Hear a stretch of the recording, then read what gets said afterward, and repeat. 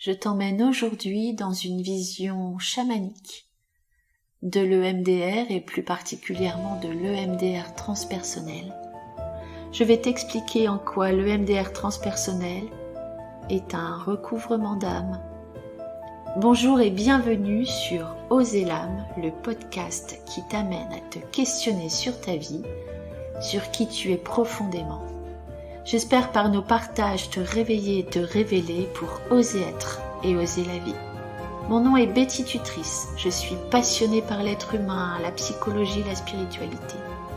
J'enseigne à l'IJPIA, la psychogénéalogie évolutive, la psycho-énergétique, la médiumnité, le chamanisme. J'espère te donner des clés qui te permettront d'ouvrir ton cœur pour laisser chanter ton âme. Chaque épisode est une invitation à l'introspection pour exprimer plus librement toutes les parts de ton être. L'histoire de l'humanité regorge de pratiques et de méthodes visant à guérir l'esprit, le corps et l'âme. Parmi les nombreuses approches, aujourd'hui il y a une technique qui est très évoquée, dont tout le monde parle. Moi je dis toujours, c'est une technique qui révolutionne la psychologie, qui est l'EMDR. Alors désolée pour mon accent très français, je parle très mal anglais. L'EMDR veut dire Eye Movement Desensitization and Reprocessing. Donc moi je pratique l'EMDR, cette technique depuis maintenant 15 ans, et j'ai créé une autre approche qui est l'EMDR transpersonnel. Alors l'EMDR, on va dire classique, ça a été développé par Francine Shapiro dans les années 80 et c'est aujourd'hui une forme reconnue de psychothérapie qui utilise les mouvements oculaires pour traiter les souvenirs traumatiques. Donc au cœur de cette méthode, on va utiliser la stimulation de certaines zones de cerveau à l'aide de ces mouvements alternés. Alors ce sont des mouvements oculaires, on peut parler de tapping aussi. Le tapping, c'est le thérapeute va venir faire des petits tapotements du genou gauche au genou droit, du genou gauche au genou droit, et pareil pour les mouvements oculaires, on va avec les doigts venir faire des va-et-vient de gauche à droite et demander à la personne de suivre ce mouvement sans bouger la tête. Donc les yeux vont aller à gauche, puis à droite, puis à gauche, puis à droite. On peut faire la même chose avec la musique. Si on va mettre de la musique et la personne va écouter ce son qui alterne de l'oreille gauche à l'oreille droite. Donc ces mouvements alternés vont stimuler certaines zones du cerveau pour retraiter, pour que la personne puisse digérer les événements traumatiques. Le MDR transpersonnel, quant à lui, élargit cette approche en incorporant des éléments de spiritualité et de conscience élargie. C'est-à-dire que dans le MDR transpersonnel, on ne se limite pas à traiter les événements traumatisants de la vie actuelle, on va dire. Le champ d'application est beaucoup plus large. On va pouvoir traiter petits traumas, grands traumas, de la vie intra-utérine jusqu'à aujourd'hui, voire faire des liens également avec la vie des ancêtres, c'est-à-dire venir travailler tout ce qui est mémoire traumatique, héritée de l'histoire familiale. Et même parfois, la personne va pouvoir revivre, entre guillemets, des vies antérieures. Donc pour moi, parfois, ce sont aussi une lecture symbolique, psychique, d'un événement traumatisant. Et avec le MDR transpersonnel, on peut aussi avoir des revécus ou des expériences chamaniques. Là, par exemple, je pense à quelqu'un que j'avais accompagné et qui avait revécu à l'aide de l'EMDR transpersonnel ce qu'on appelle dans le chamanisme un démembrement. Le démembrement, c'est avoir la vision et la sensation que des bouts de nous-mêmes partent, comme si la peau partait en lambeaux et qu'il ne restait que le squelette. C'est un processus de dépouillement, pour pouvoir se remembrer, c'est-à-dire partir avec des choses nouvelles. Donc le MDR transpersonnel a une dimension beaucoup plus vaste. Dans le chamanisme, donc les racines du chamanisme, c'est une très ancienne, ça regroupe des anciennes pratiques spirituelles venues de Mongolie, venues des États-Unis avec les Amérindiens, du Canada, d'Amérique du Sud. Nous, ici en Bretagne, on a un chamanisme celtique aussi. Donc, dans le chamanisme, il va y avoir un chaman, qui est le thérapeute en fait, qui, en tant que médiateur entre les mondes visibles et invisibles, va utiliser des rituels, des chants, des voyages et va amener la personne qui l'accompagne à faire des voyages chamaniques pour guérir et restaurer l'équilibre. Dans le chamanisme, il y a une approche qu'on appelle le recouvrement d'âme. C'est un pilier du chamanisme, le recouvrement d'âme, parce que c'est une pratique qui permet, suite à un événement traumatique, de venir récupérer des morceaux de soi pour se sentir enfin unifié à son âme. Dans le chamanisme, on considère que lorsqu'une personne vit un traumatisme, elle est fragmentée, c'est-à-dire qu'il y a des parties d'elle qui vont rester bloquées sur certains niveaux de conscience, dans certains niveaux de conscience, dans des endroits. Donc on va considérer que ces fragments sont restés bloqués dans des endroits, peut-être dans le monde d'en bas, il y a différents mondes dans le chamanisme, dans le monde d'en bas et dans le monde du milieu. En EMDR, c'est la même chose. On considère que lorsqu'on vit un traumatisme, il y a des parties de nous qui sont restées bloquées dans le temps. Le propre de l'EMDR, en tout cas ce que les neuropsychologues ont découvert dans l'EMDR, c'est que l'amygdale était touchée. Donc l'amygdale, c'est à la base du cerveau, c'est ce qui vient activer les mécanismes archaïques tels que la fuite, lutter ou s'immobiliser. Donc l'immobilisation, c'est la sidération en psychologie. Il y a 3 mécanismes face à un danger, c'est je fuis, je suis agressif, j'attaque, ou je fais le mort.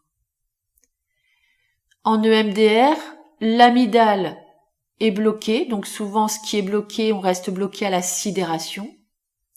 Ou alors, vous avez des personnes qui vivent de grands traumatismes qui sont en colère tout le temps, ou qui sont dans un état de stress permanent et qui sont dans la fuite tout le temps. Donc, l'amygdale est touchée, puis l'hippocampe. Donc, l'hippocampe, c'est cette partie du cerveau qui s'occupe de l'espace et du temps. Quand il y a un traumatisme et qu'on parle de l'événement traumatique, la personne va en parler comme si c'était encore dans le ici et maintenant. L'espace-temps n'a pas été traité. Et il y a enfin l'aire de Broca, qui est l'aire du langage. Quand on vit un traumatisme, on a une difficulté à évoquer l'événement et à en parler. Donc, avec l'hippocampe, l'espace-temps est resté bloqué. La personne va en parler comme si c'était dans le ici et maintenant, donc encore actif. Et en même temps, en termes de mémoire, en termes d'image, la personne, elle est totalement connectée à l'événement et elle peut sentir que à l'intérieur d'elle, il n'y a plus d'unification en fait. Elle est coupée parce qu'elle est à la fois dans le ici et maintenant et elle est à la fois dans un passé qui s'active encore en fait. Donc dans le chamanisme et en EMDR, il y a vraiment cette notion d'être bloqué et d'être fragmenté, d'être séparé d'une partie de soi et de ressentir à la fois que l'événement traumatique est encore actif dans le ici et maintenant, ce qui nous empêche, ce qui nous bloque de vivre complètement notre vie. Alors tu vas me dire peut-être quel est le point commun entre ces deux approches. En quoi l'EMDR transpersonnel est un recouvrement d'âme?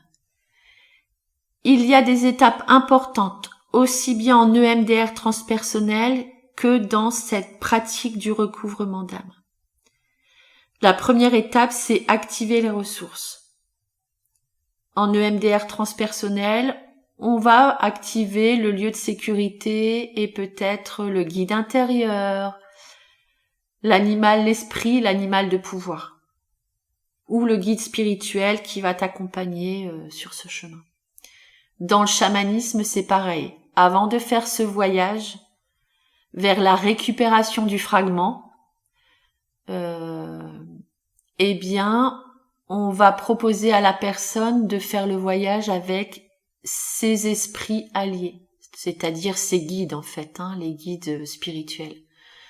Donc ça peut être un ange, ça peut être un animal de pouvoir, l'esprit d'une plante. Ça, c'est le premier point de départ, on active les ressources. Ensuite, la deuxième étape, ça va être de faire le voyage.